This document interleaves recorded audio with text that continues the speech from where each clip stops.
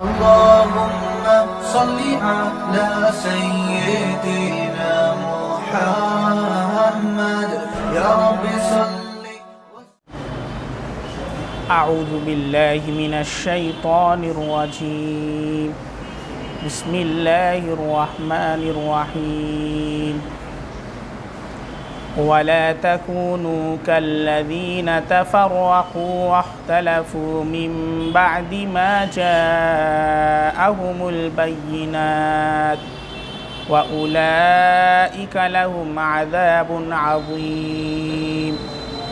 यौम तब्यद्दु वुजूहुन व तस्वद्दु वुजूह फ़अम्मल्लज़ीना अस्वद्दत वुजूहुहुम अकफ़रतुम बअद ईमानिकुम फ़ज़ूक़ुल अज़ाब बिमा कुन्तुम तकफ़ुरून व अम्मल्लज़ीना अब्यद्दत वुजूहुहुम फ़फ़ी रहमतिल्लाह हुम फ़ीहा ख़ालिदून।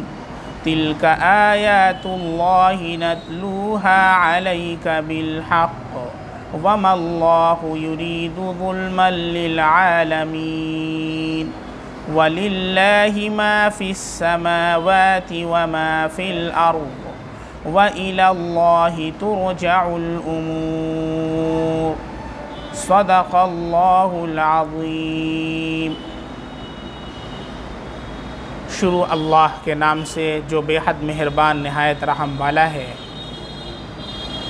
और तुम लोग उन लोगों की तरह मत हो जाना जिन्होंने बाहम तफरीक़ कर ली और बाहम इख्तिलाफ़ कर लिया। उनके पास अहकामे वाज़िहा पहुँचने के बाद और उन लोगों के लिए सज़ाए अज़ीम होगी। उस रोज़ की बाज़ चेहरे सफ़ेद हो जाएंगे और बाज़ चेहरे स्याह होंगे। सो जिनके चेहरे स्याह हो गए होंगे उनसे कहा जाएगा, क्या तुम लोग काफिर हो गए थे अपने ईमान लाने के बाद, तो सज़ा चखो बसबब अपने कुफ्र के। और जिनके चेहरे सफ़ेद हो गए होंगे वो अल्लाह की रहमत में होंगे, वो उसमें हमेशा हमेश रहेंगे। ये अल्लाह ताला की आयतें हैं जो सही सही तौर पर हम तुमको पढ़ पढ़ कर सुनाते हैं। और अल्लाह ताला मखलूक़ात पर जुल्म करना नहीं चाहते। और अल्लाह ही की मिल्क है जो कुछ आसमानों में है और ज़मीन में है, और अल्लाह ही की तरफ सब मुक़द्दमात रुजू किए जाएंगे।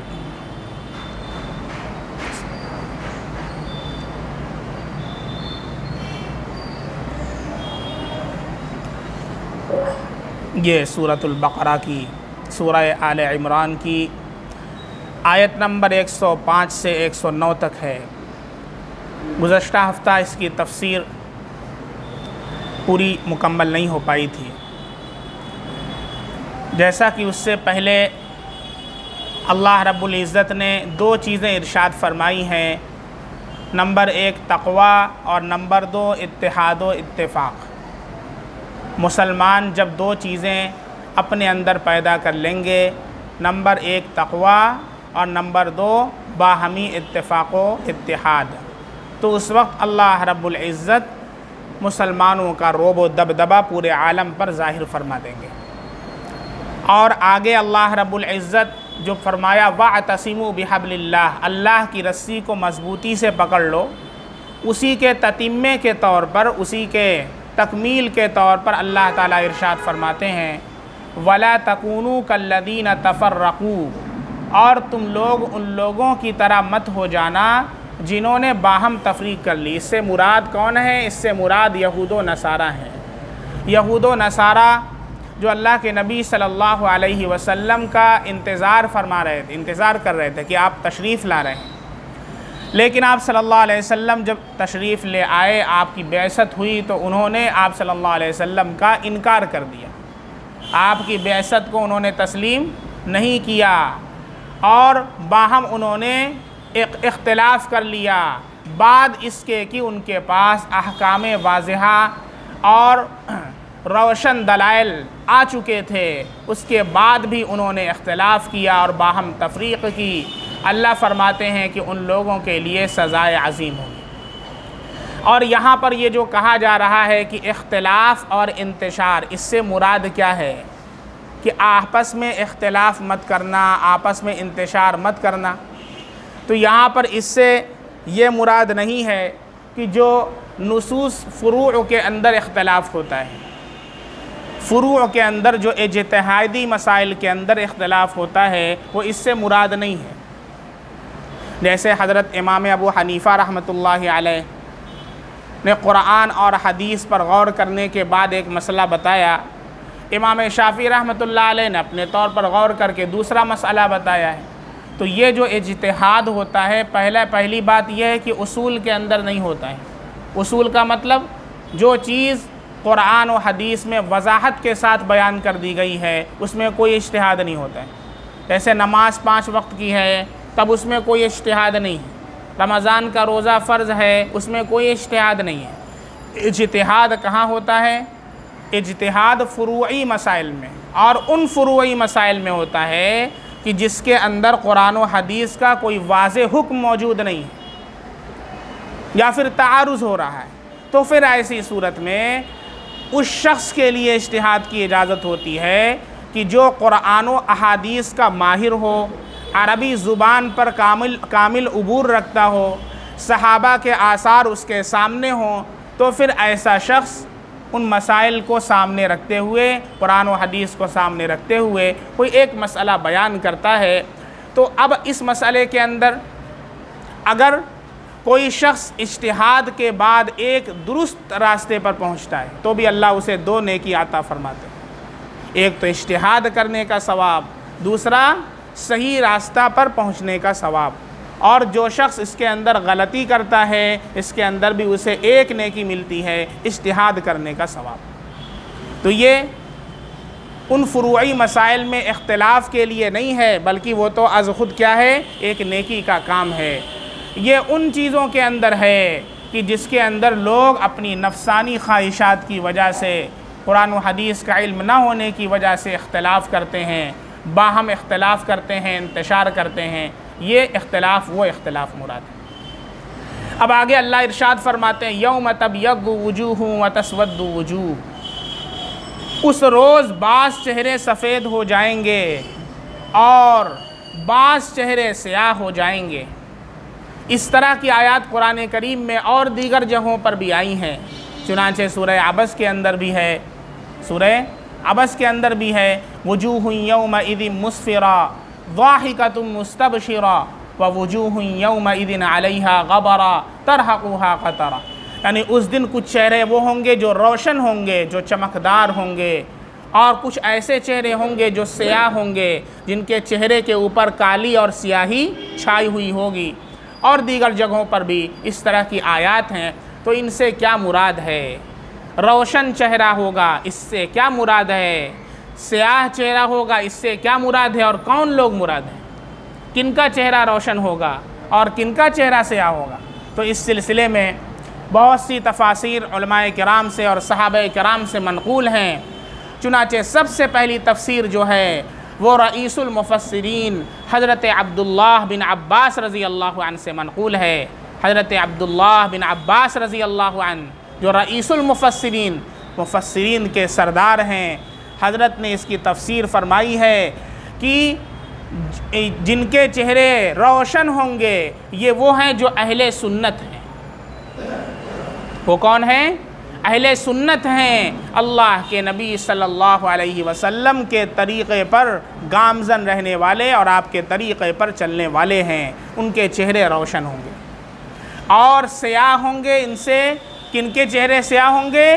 अहले बिदअत के चेहरे स्याह होंगे, जिन्होंने अल्लाह के नबी सल्लल्लाहु अलैहि वसल्लम के बाद दीन के अंदर ज़्यादती की, दीन के अंदर इजाफ़ा किया है। अहले बिदअत वो लोग हैं, उनके चेहरे स्याह होंगे।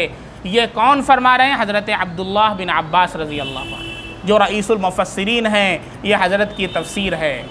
दूसरी तफसीर हज़रत अता से मनक़ूल है। हज़रत अता फरमाते हैं कि जो मुहाजिरीन व अंसार हैं, जो हिजरत करने वाले हैं और जो उनकी मदद करने वाले मुहाजिरीन व अंसार हैं, उनके चेहरे रोशन होंगे, उनके चेहरे चमकदार होंगे।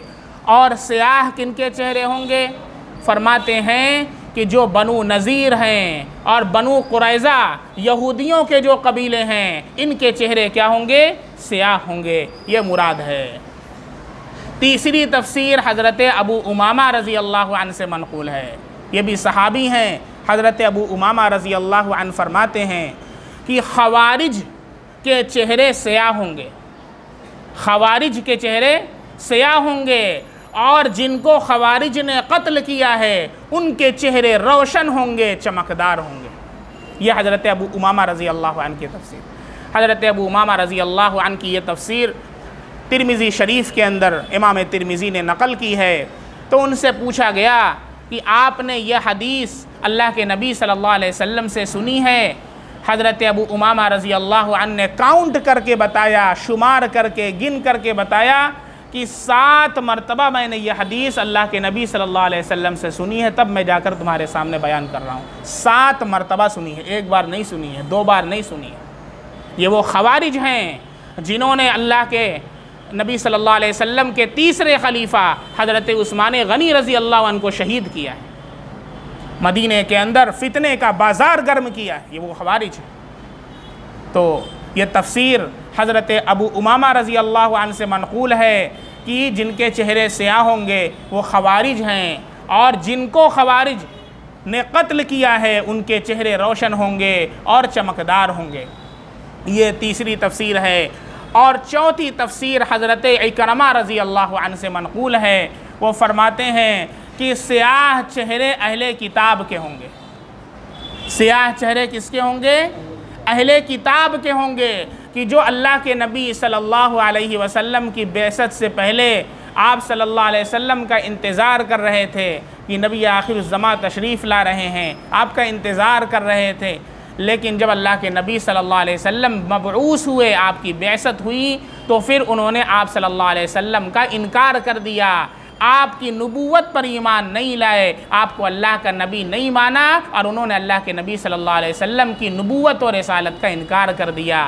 तो हज़रत इकरमा रज़ी अल्लाह अन्हु फरमाते हैं कि स्याह चेहरे अहले किताब के होंगे जिन्होंने अल्लाह के नबी सल्लल्लाहु अलैहि वसल्लम की बेअसत का इनकार कर दिया है।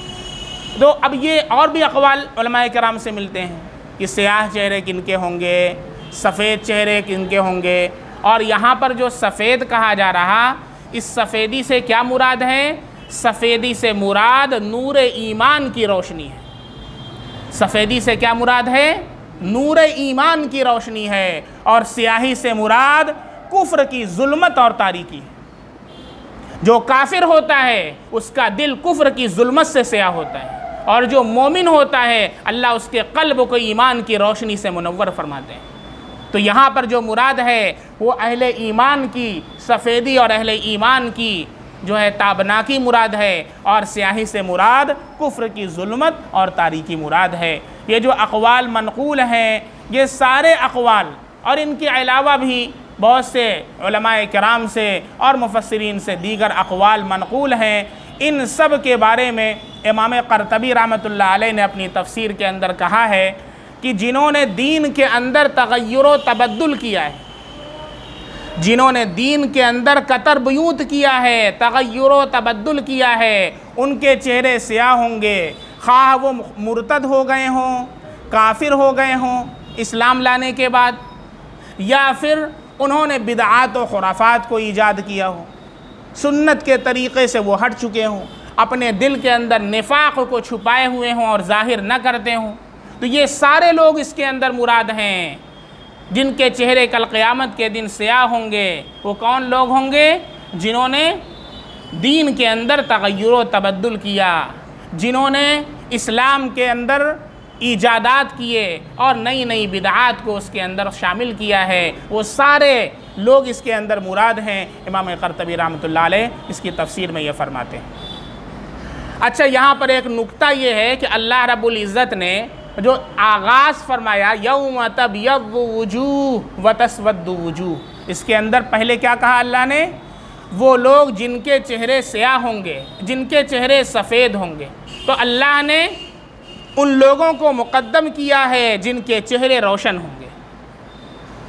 अल्लाह ने पहले क्या कहा, यौम तबयद्दु वजूह व तस्वद्दु वजूह, जिनके चेहरे सफ़ेद होंगे, और कुछ लोग वो होंगे जिनके चेहरे स्याह होंगे। अल्लाह ताला इसका अपोजिट भी तो कह सकते थे, जिनके चेहरे स्याह होंगे और जिनके चेहरे सफ़ेद होंगे, लेकिन अल्लाह ने क्या कहा पहले, जिनके चेहरे सफ़ेद होंगे। तो अल्लाह ने उन लोगों को मुक़द्दम किया जिनके चेहरे चमकदार होंगे, रोशन होंगे। क्यों मुक़द्दम किया? इससे अल्लाह रब्बुल इज़्ज़त की रहमत की तरफ इशारा है कि अल्लाह रब्बुल इज़्ज़त का मकसद, अल्लाह रब्बुल इज़्ज़त की ख्वाहिश, अल्लाह रब्बुल इज़्ज़त की मंशा ये नहीं है कि हमारे बंदे हमारी नाफरमानी करके जहन्नम के अंदर चले जाएं। अल्लाह ये नहीं चाहता। अल्लाह क्या चाहता? अल्लाह अपने बंदों से बड़ा प्यार करता है, अल्लाह बड़ी मोहब्बत करता है। तो अल्लाह ये चाहता है कि मेरे बंदे जन्नत में जाएं। इसलिए अल्लाह ने मुक़द्दम किया उन लोगों को जिनके चेहरे रोशन और चमकदार होंगे। बात समझ में आ रही है? और फिर आप देखें, उसके बाद अल्लाह ने फरमाया फ़अम्मल्लज़ीना अस्वद्दत वुजूहुहुम। पहले तो अल्लाह ने कहा वो क़यामत का दिन जिसमें कुछ चेहरे से सफ़ेद होंगे और कुछ चेहरे स्याह होंगे, ठीक है। फिर उसके बाद जब तफसील अल्लाह ताला फरमा रहे हैं तो उस तफसील के अंदर फिर अल्लाह ने स्याही को मुक़द्दम किया और सफ़ेदी को मौखर किया है। यहाँ पर भी कहना चाहिए था कि वो लोग जिनके चेहरे सफ़ेद होंगे तो उनके साथ ये मामला होगा, और वो लोग जिनके चेहरे स्याह होंगे उनके साथ ये मामला होगा। लेकिन अल्लाह रब्बुल इज़्ज़त ने यहाँ पर स्याही को मुक़द्दम किया। बहरहाल वो लोग जिनके चेहरे स्याह होंगे तो उनको अज़ाब होगा, और फिर सफ़ेदी को मुअख्खर किया। क्यों ऐसा किया अल्लाह ने? इसलिए इसमें एक फ़ायदा मुफस्सिरीन ने लिखा है कि अल्लाह ने सफ़ेदी से आगाज़ किया और सफ़ेदी पर इख्तिताम किया, कि अल्लाह की रहमत की वुसाअत की तरफ इशारा है कि देखो अल्लाह कितनी रहमत करने वाला है कि शुरू के अंदर भी सफ़ेदी और आखिर के अंदर भी सफ़ेदी। और जो अल्लाह से तौबा इस्तिग़फ़ार कर ले, अभी भी बाज़ आ जाए, अल्लाह की रहमत के आगोश में आ जाए, अपने अल्लाह से गुनाहों की माफ़ी मांग ले, तो अल्लाह उसे बख्श करके अपनी रहमत के अंदर दाखिल कर देगा। इसलिए अल्लाह रब्बुल इज़्ज़त ने सफ़ेदी से आगाज़ किया और सफ़ेदी से इख्तिताम किया है। और एक और नुक्ता इसके अंदर है कि अल्लाह ने आखिर में फ़रमाया व अम्मल्लज़ीना अबयद्दत वुजूहुहुम फ़फ़ी रहमतिल्लाह, कि जिनके चेहरे सफ़ेद होंगे वो अल्लाह की रहमत में होंगे। यहाँ पर रहमत से क्या मुराद है? जन्नत। रहमत से क्या मुराद है? जन्नत मुराद है। यानी अल्लाह की रहमत में होंगे। वो रहमत क्या है? वो रहमत का मज़हर जन्नत है। जहाँ अल्लाह की रहमत का ज़ुहूर होगा वो कौन सी जगह है? जन्नत है। और जहन्नम वो है जहाँ अल्लाह के गज़ब का ज़ुहूर होगा। तो अल्लाह की रहमत में होंगे यानी जन्नत के अंदर होंगे। तो रहमत से क्या मुराद है? जन्नत। तो फिर जन्नत क्यों नहीं कहा, रहमत क्यों कहा? ये भी तो अल्लाह ताला कह सकते थे फ़फ़ी जन्नतिल्लाह, अल्लाह की जन्नत में होंगे, लेकिन अल्लाह ने क्या कहा? फ़फ़ी रहमतिल्लाह। इसके अंदर भी अल्लाह ने बहुत बारीक नुक्ता है, क्या कि जन्नत के अंदर कोई शख्स अपनी इबादत की वजह से, अपनी रियाज़त की वजह से, अपनी तहज्जुद की वजह से, अपने नमाज की वजह से, अपने अमाल की वजह से जाना चाहे तो ये काफ़ी नहीं है, बल्कि जो भी जन्नत के अंदर जाएगा अल्लाह की रहमत से जाएगा। अगर अल्लाह की रहमत नहीं होगी कोई जन्नत में नहीं जा सकेगा। फ़फ़ी रहमतिल्लाह, इसलिए अल्लाह ने कहा अल्लाह की जन्नत में तो होंगे लेकिन जाएंगे अल्लाह की रहमत की वजह से, अल्लाह के करम की वजह से, अल्लाह की बख्शिश की वजह से, अल्लाह की फयाज़ी, अल्लाह की सत्तारी की वजह से। बात समझ में आ रही है? और आखिर में अल्लाह ने फिर क्या कहा? हुम फ़ीहा खालिदून, वो उसमें हमेशा हमेश रहेंगे। ये जन्नत में जो जाएंगे तो उसमें हमेशा हमेश रहेंगे। ये क्यों कहा हमेशा हमेश रहेंगे? इसलिए कि अल्लाह रब्बुल इज़्ज़त ने अपने करम की तकमील का ऐलान कर दिया। अल्लाह रब्बुल इज़्ज़त कोई चीज़ देने के बाद फिर वापस नहीं लेते। अल्लाह ने जन्नत आता कर दी है, अब किसी को ये शुबा है ओहो कहीं निकल ना जाए, नहीं नहीं नहीं, अब जन्नत में चले गए तो अब हमेशा हमेश को रहोगे। अब जैसे आपको 5 स्टार होटल में एक दिन के लिए ठहरा दिया जाए और वहाँ पर लग्जरी लाइफ हो, कार आपकी खड़ी हुई है, नौकर हाजिर है, अरे हजरत क्या चाहिए, वो चाय लाना ज़रा, चाय हाजिर, और क्या चाहिए, वो कोफ्ता लाना, कोफ्ता हाजिर है। लेकिन कल जैसे ही सुबह का सूरज तुलू होगा आपको यहाँ से रफू चक्कर हो जाना है, बाहर निकल जाना है।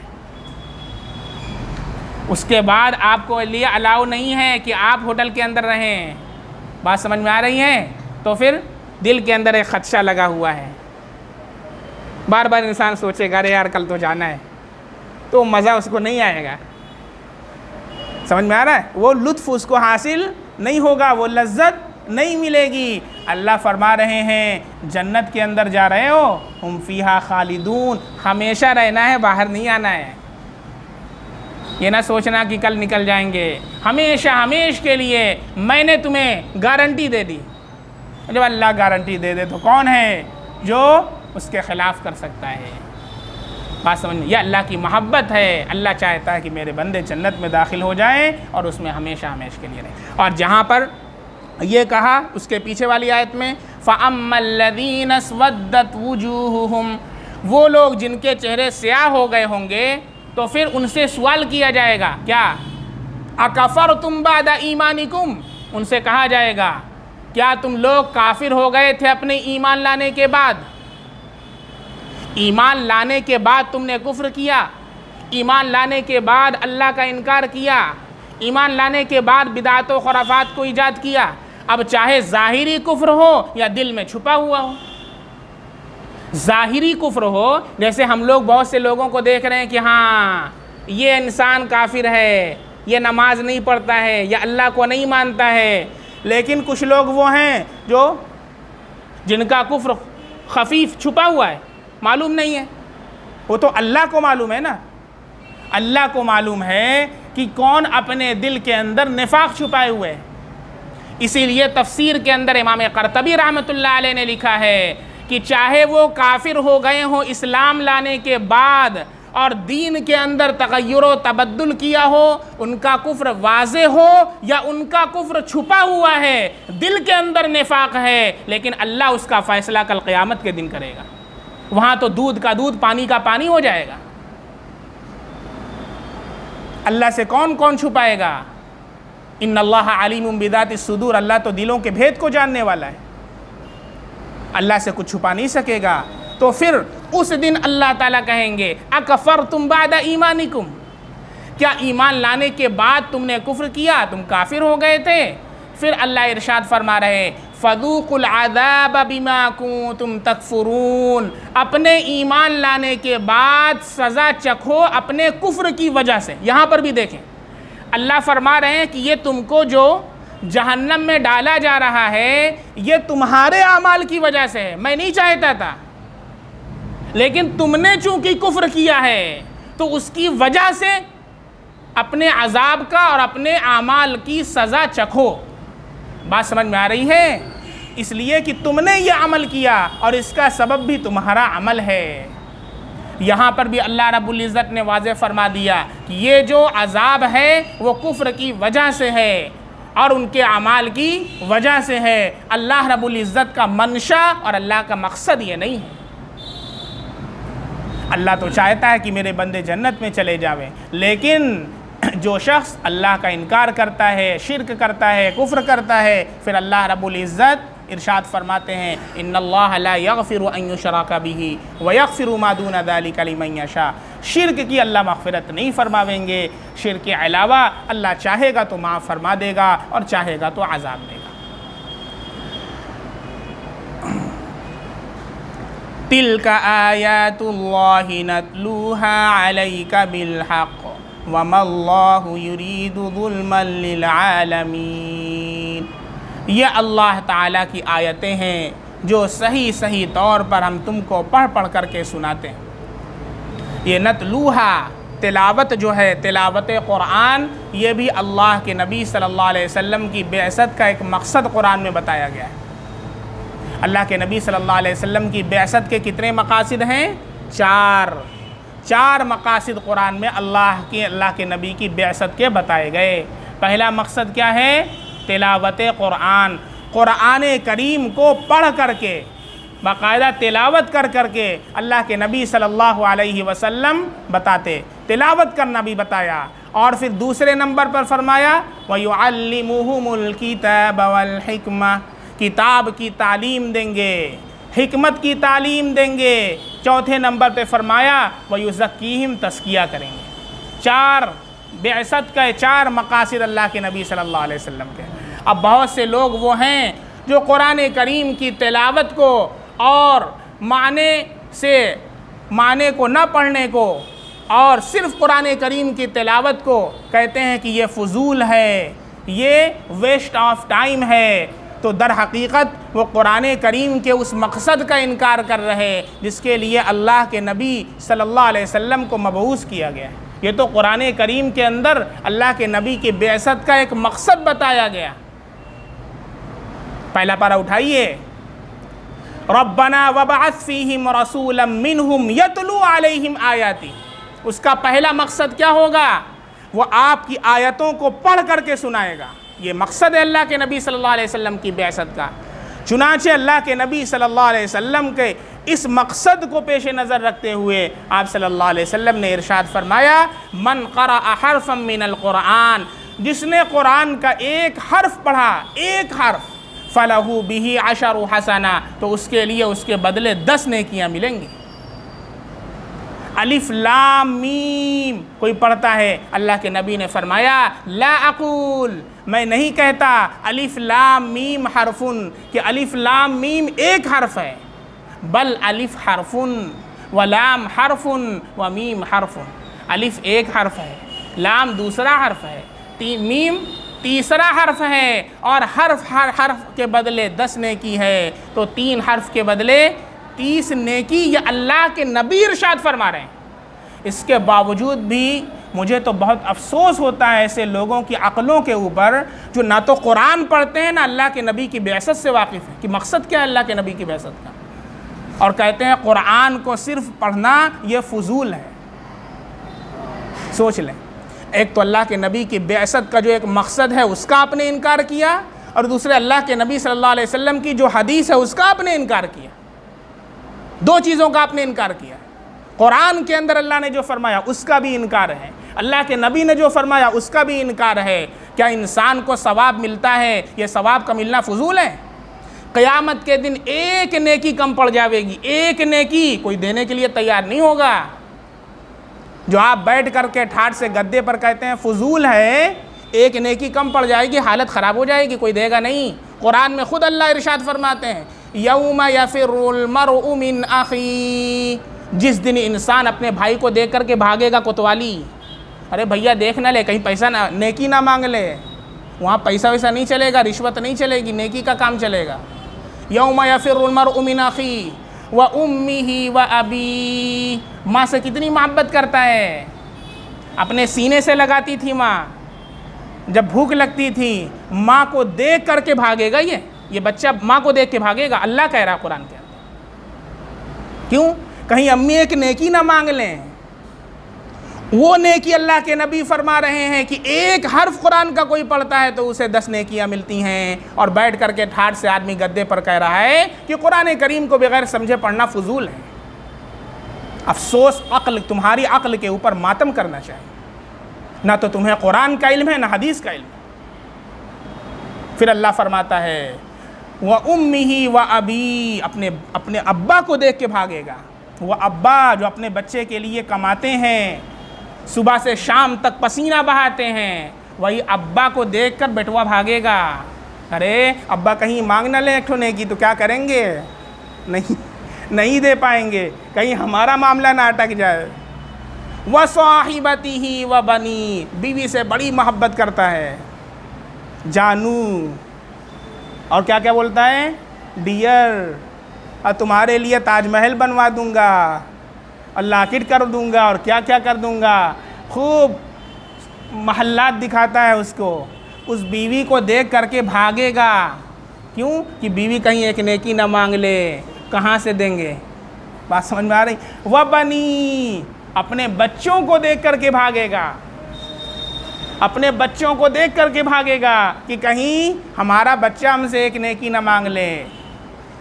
व साहिबतिही व बनी लिकुल्लि इम्रिइम मिनहुम यौमइदिन शअनुन युगनी। हर शख्स एक शान बेनियाजी के अंदर होगा, अपने अंदर इतना ज़्यादा वो डूबा हुआ होगा कि दूसरे की फिक्र ही नहीं होगी वो किस हाल के अंदर है। इतना ज़्यादा उसको अपना गम सता रहा होगा, दूसरे के बारे में सोचने का मौका नहीं होगा। यौमा यफ़िर्रुल मर्उ मिन अख़ीह लिकुल्लि इम्रिइम मिनहुम यौमइदिन शअनुन युगनी। उस मौके पर अल्लाह फरमाते हैं वुजूहुन यौमइदिन मुस्फ़िरा, कुछ वो चेहरे होंगे जो चमक रहे होंगे। यौमइदिन मुस्फ़िरा ज़ाहिकतुम मुस्तबशिरा, मुस्करा रहे होंगे। जिस दिन इंसान नफ्सी नफ्सी के आलम में होगा, कुछ वो चेहरे होंगे जो मुस्करा रहे होंगे। मुस्तबशिरा, उनके चेहरे पर खुशी के आसार होंगे, उनको कोई गम नहीं होगा। मुस्तबशिरा।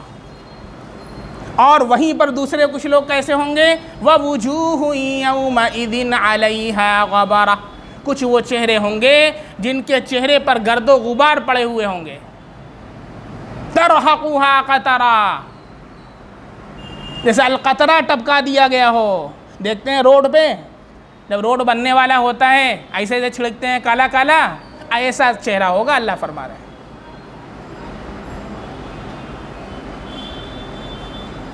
उसी की तफसीर के अंदर यहाँ, ये तो सूरह अबस के अंदर बयान किया गया 30वें पारे के अंदर, और ये उसी से मुताल्लिक़ जो आयत है तबयद्दु वुजूह वाली, ये सूरह आले इमरान के अंदर है। और भी कुरान करीम के अंदर दीगर जगहों पर अल्लाह रब्बुल इज़्ज़त ने इसको बयान फरमाया है कि बाज़ वो लोग होंगे जिनके चेहरे सफ़ेद होंगे, बाज़ वो लोग होंगे जिनके चेहरे स्याह होंगे। और उससे मुताल्लिक़ बहुत सी तफासीर हैं जो आपके सामने बयान की गई। तकरीबन 4 तफसीरें आपके सामने बयान की गई। तो अल्लाह ताला इरशाद फरमाते हैं तिल्का आयातुल्लाहि नतलूहा अलैका बिलहक़, ये अल्लाह की आयतें हैं जो सही सही तौर पर हम तुमको पढ़ पढ़ करके सुनाते हैं। तो तिलावत क़ुरान भी अल्लाह के नबी सल्लल्लाहु अलैहि वसल्लम का की बेअसत के मकासिद में से एक मकसद है। और इसका इनकार वही करता है जो क़ुरान व हदीस का इल्म नहीं रखता है, जो क़ुरान व हदीस के इल्म से नावाकिफ़ है। वमल्लाहु युरीदु ज़ुल्मन लिल आलमीन। देखिए अल्लाह ख़ुद इरशाद फरमा रहे कि अल्लाह मखलूक़ात पर जुल्म करना नहीं चाहते। अल्लाह नहीं चाहता कि मैं जुल्म करूं, लेकिन याद रखें जब कोई बंदा ख़ुद अपने ऊपर जुल्म करना चाहे तो फिर अल्लाह ताला कहते हैं जब ये ख़ुद अपने आप पर जुल्म करना चाहता है तो फिर मैं कौन हूँ कि जो इसको कहूँ कि नहीं नहीं नहीं नहीं भैया आओ आओ। आपको अल्लाह ने इरादा भी दिया है, अल्लाह ने इख्तियार भी दिया है, नमाज का वक्त भी होता है, आपको मालूम भी है, जानबूझ करके नमाज छोड़ रहे हैं। कितने ऐसे मुसलमान हैं जिनको ये नहीं मालूम कि नमाज फ़र्ज़ है? ये बताएं, कितने ऐसे मुसलमान हैं जिनको नहीं मालूम? शायद कोई हो जिसको ना मालूम हो। है मालूम, अल्लाह का हुक्म है ये भी मालूम है ना, लेकिन फिर भी नमाज नहीं पढ़ता। बहुत अच्छी पोस्ट आई, एक साहब ने भेजा कि जब ये मोबाइल शुरू हुआ सबसे पहले 1G था। 1G का मतलब समझते हैं? 1G का मतलब क्या होता है? Full form, what is the full form of 1G? कोई बताएगा? 1G, 2G, 3G, 4G जो यूज़ कर रहे हैं इसका फुल फॉर्म क्या है? माशाल्लाह, खालिद भाई ने बताया फर्स्ट जनरेशन। समझ में आया? First generation. इसमें सिर्फ क्या थी? कॉलिंग, सिर्फ फ़ोन था, फ़ोन कर सकते थे आप, उसके अलावा और कोई चीज़ नहीं थी जब ये मोबाइल आया था। इसका एक मकसद था खाली, जिसके लिए इसको इन्वेंट किया गया, जिसके लिए इसकी ईजाद हुई। वो ईजाद क्या थी? टेलीफोनिक कन्वर्सेशन, बात, अपनी बात दूसरे से करने के लिए कोई कहीं पर हो तो वहाँ से हम बात कर सकते हैं, बस। इसके अलावा और कोई ऑप्शन इसके अंदर नहीं था। न मैसेज का ऑप्शन था, ना इसके अंदर और कोई ऑप्शन था, ना व्हाट्सअप था, ना फेसबुक था, ना टिकटॉक था, कोई चीज़ नहीं थी, सिर्फ एक क्या कॉल बस। उसके बाद क्या हुआ, 2G आ गया। 2G, अरे 2G क्या है, सेकंड जनरेशन। अब फर्स्ट स्टेप से बाहर आ चुके हैं। अब उसके अंदर मैसेज का ऑप्शन रखा गया। अब कॉल भी कर सकते हैं और अगर कॉल नहीं उठा रहे तो मैसेज भी कर सकते हैं। बात समझ में आ रही है? फिर उसके बाद क्या हुआ, अरे और आगे काम अभी काम नहीं चल रहा। उसके बाद 3G आ गया, थर्ड जनरेशन, और जनरेशन तरक्की कर ली, और 3G के आगे 4G आ गया, और अब 5G लाना चाह रहे हैं। बात समझ में आ रही? लेकिन बहुत अच्छा मैसेज है, ये फ़ोन जिसके अंदर सारी चीज़ें हैं, अब बहुत सी चीज़ें इसके अंदर आ गई। फेसबुक है, व्हाट्सअप है, टेलीग्राम है, इंस्टाग्राम है, बहुत सी चीज़ें इसके अंदर हैं। आप किसी भी वेबसाइट को खोले हुए हों, आप व्हाट्सअप चला रहे हों, आप फेसबुक चला रहे हों, आप किसी वेबसाइट के ऊपर हों, आप गूगल पर हों, कोई चीज़ सर्च कर रहे हों, कहीं पर भी आप हों, उसमें क्या होता है, जब कॉल आती है किसी की, जब किसी का फ़ोन आता है तो फ़ौरन आपको इन्फॉर्म करता है। सब चीज़ों से बाहर निकल करके वो फेसबुक को छोड़ देगा, वो सोशल मीडिया जितनी चीज़ें सबको छोड़ करके आपको क्या बताएगा कि आपका फ़ोन आ रहा है।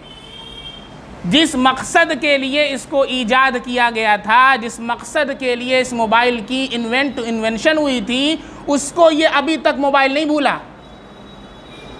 वो कितना ज़्यादा फंस चुका हो दुकान के अंदर, कितना ज़्यादा फंस चुका हो फेसबुक के अंदर, व्हाट्सएप के अंदर, इंस्टाग्राम के अंदर और तरह तरह की चीज़ों के अंदर, लेकिन मकसद को उसने फरामोश नहीं किया। जब भी फ़ोन आएगा फ़ौरन बताएगा आपको, या ऐसा है कि भाई नहीं बताएगा, बताएगा कि नहीं?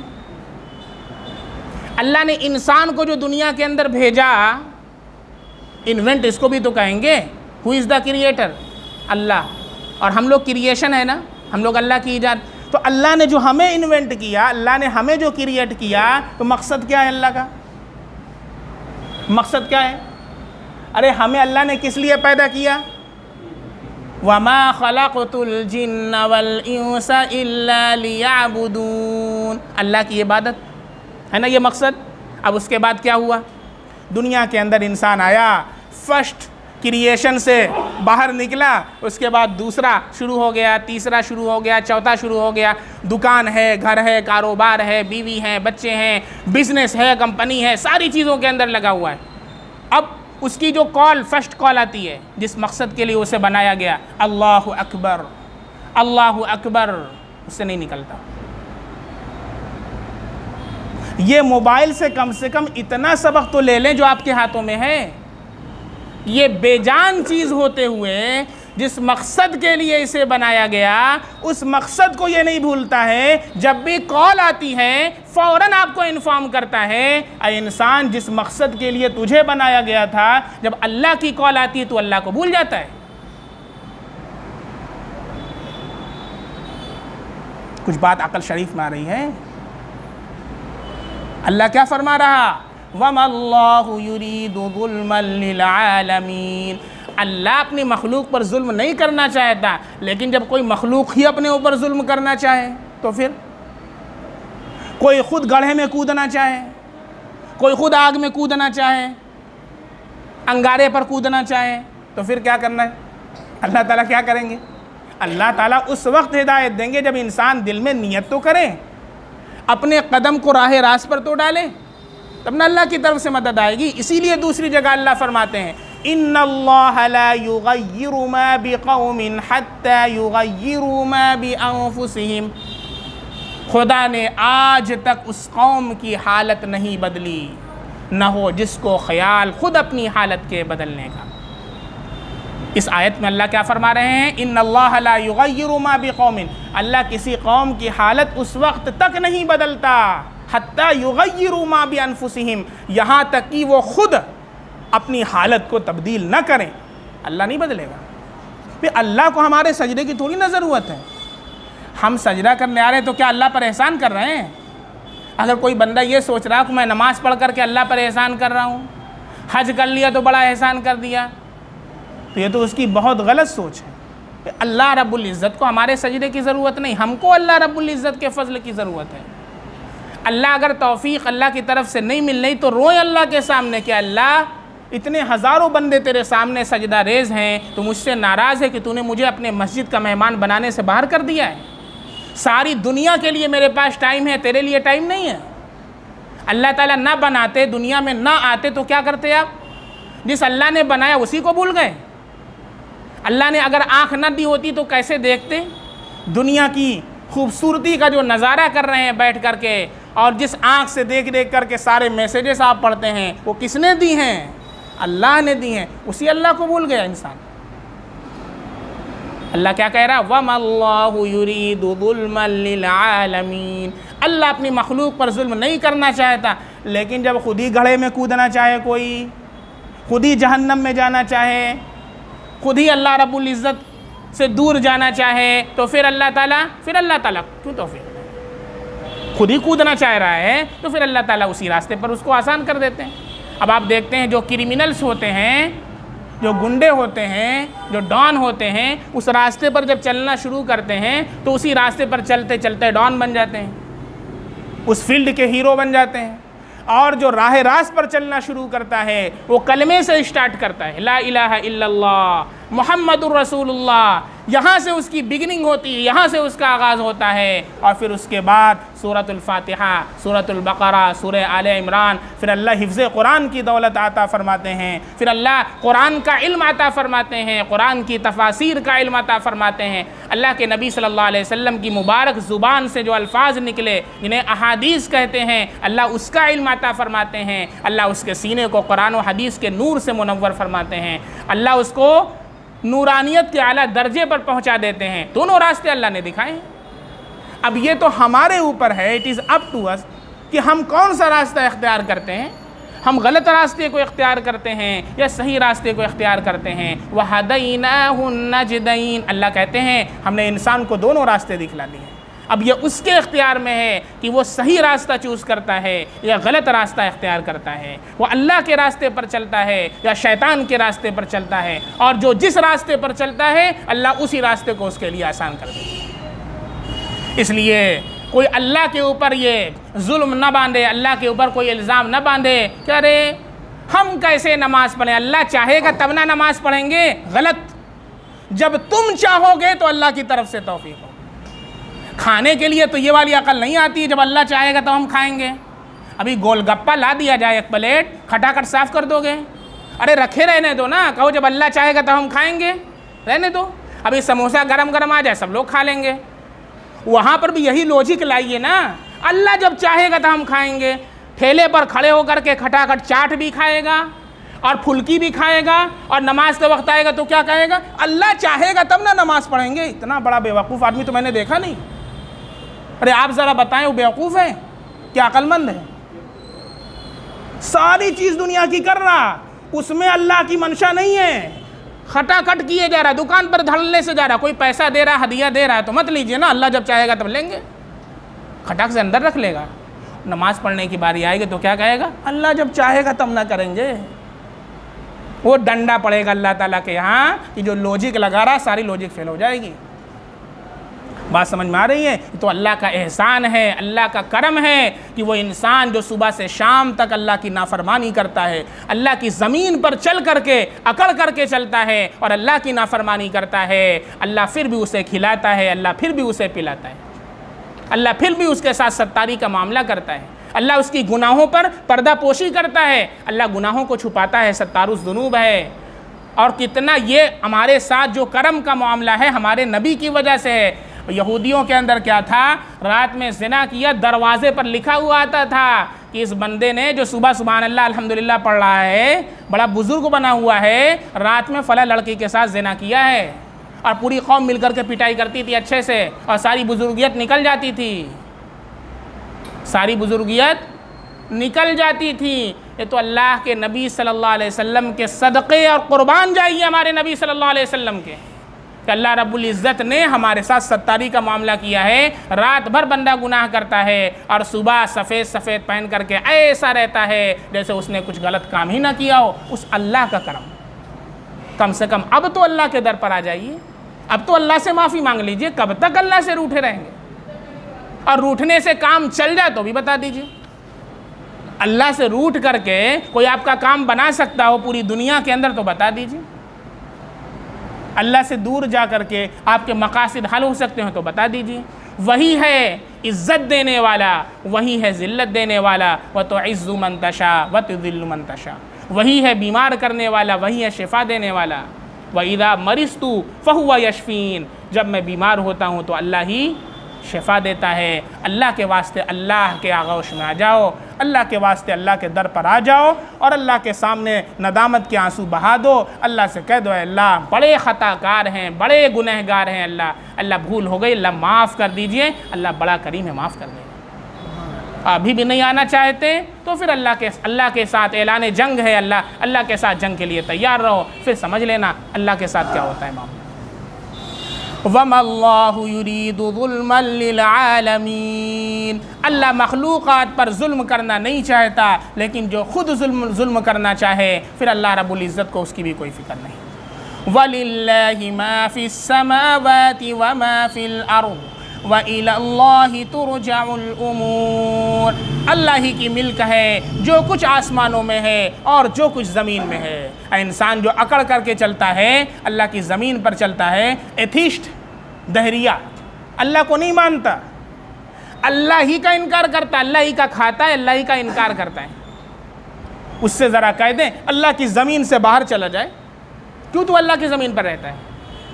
जैसे कोई बच्चा हो, बाप की नाफरमानी करता हो, बाप उसको कहे कि मेरे घर से बाहर निकल जा, मेरे ही घर में रहता है, मेरी बात नहीं मानता है। अल्लाह कह रहा अल्लाह ही का इनकार कर रहे हो, ज़रा मेरी ज़मीन से बाहर निकल के दिखा दो। हिम्मत है, दम है तुम्हारे अंदर तो नहीं निकल सकते, तो फिर आ जाओ अल्लाह रब्बुल इज़्ज़त के दर पर और अल्लाह से अपने गुनाहों की माफ़ी मांग लो। वही अल्लाह है कि जो तुम्हें पैदा करने वाला है और उसी की मिल्कियत के अंदर है जो कुछ आसमानों के अंदर है, जो कुछ ज़मीन के अंदर है, उसी की मिल्कियत में है। और जो तुम ये कहते हो कि आज मेरी बाइक है, मेरा बंगला है, मेरी गाड़ी है, मेरा आईफोन है, मेरा मोबाइल है, मेरी कार है, ये आरिज़ी मिल्कियत है, टेम्परेरी मिल्कियत है, आरिज़ी है, दायमी नहीं है। या अल्लाह ने कुछ रोज़ के लिए दिया हुआ है और हमने ये सोच लिया कि हमेशा के लिए है और इसी दुनिया की रंगीनियों में खो गए और ये सोच लिया कि अब कभी जाना ही नहीं है दुनिया से। इस तरह सरमस्त हो गए कि दुनिया के अंदर पढ़कर अल्लाह को हमने बुला दिया। अल्लाह याद दिला रहा है कि बंदो, जिस दुनिया के अंदर तुम रह रहे हो, जिन चीज़ों को तुम इस्तेमाल कर रहे हो और जिन्हें अपनी मिल्कियत बता रहे हो और बड़े सीना तान करके दावा कर रहे हो कि मेरा बंगला, मेरी गाड़ी, मेरा 4 तल्ले का मकान, लिल्लाहि मा फिस समावाति व मा फिल अर्ज़, अल्लाह का है, अल्लाह की हकीकी मिल्क है जो कुछ आसमानों के अंदर है और जो कुछ ज़मीन के अंदर है। व इलल्लाहि तुरजउल उमूर, और अल्लाह ही की तरफ सब मुक़द्दमात रुजू किए जाएंगे, सारे फ़ैसले अल्लाह के दरबार के अंदर होने हैं। इंसान अभी भी वक्त है कि अपने आप को दुरुस्त कर ले, अल्लाह के दर पर पड़ जाए, अपने गुनाहों की माफ़ी अल्लाह से मांग ले, नबी करीम सल्लल्लाहु अलैहि वसल्लम के सुन्नतों को अपने हिर्ज़ जान बना ले। इसी के अंदर दुनिया व आखिरत की कामयाबी है। व आखिरु दावाना अनिल हम्दुलिल्लाहि रब्बिल आलमीन।